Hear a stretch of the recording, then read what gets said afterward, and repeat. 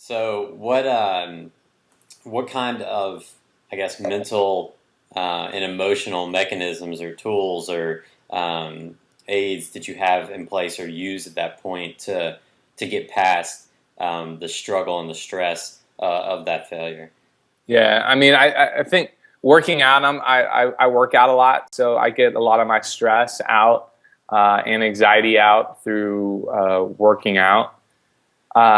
Just getting that nervous energy out or that stressful energy out. Faith is a big thing for me, so diving in and reading scripture and prayer and really coming close from a faith standpoint, and then also just having people around you who can support you and love you and tell you that failure is temporary.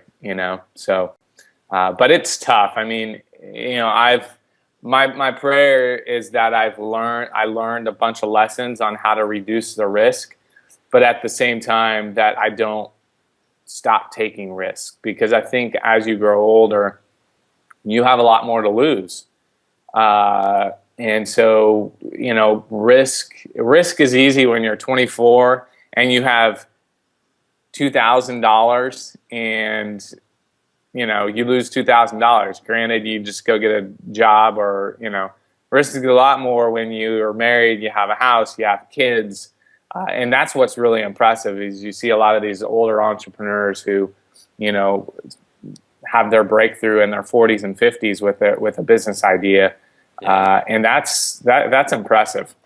Yeah, I agree. Well, as you move forward, I mean, the same thought, like as you are pressing forward and there are more responsibilities and you have more on the line in your life, how are you, and it sounds like you might agree that as you move forward, there would be even less of a desire to kind of push the envelope, to knock over those cones, as you were saying, and how do you get past that? How do you deal with that? What really is, I guess, waters down to fear.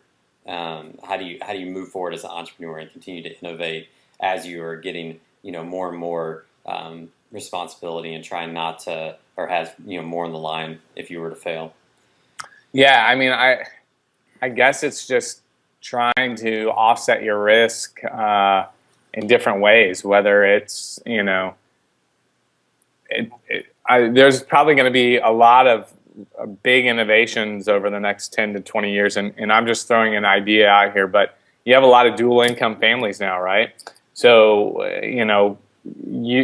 one person could possibly take a risk if you are able to set yourself up, from me and my wife, we like to live pretty minimalistically in terms of, make sure we live within our means, so that we have that cushion so we could take risks. Because a lot of times you start living outside your means, or you start getting the next and the greatest car and a bigger house, and you start losing a lot of that disposable income that allows you to take some risks. So we have made a conscious effort to do that and to try to live within our means.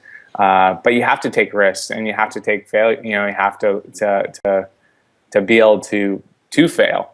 The challenge is not to define your success, because we're human beings, we're not human doings, and so being able to just be who you are, and not being defined by what you do, I think is something that I'm continuing to learn, because I like to win, I like to compete, and a lot of times I draw a lot of joy from that. But at the same time, that's not who I am. So.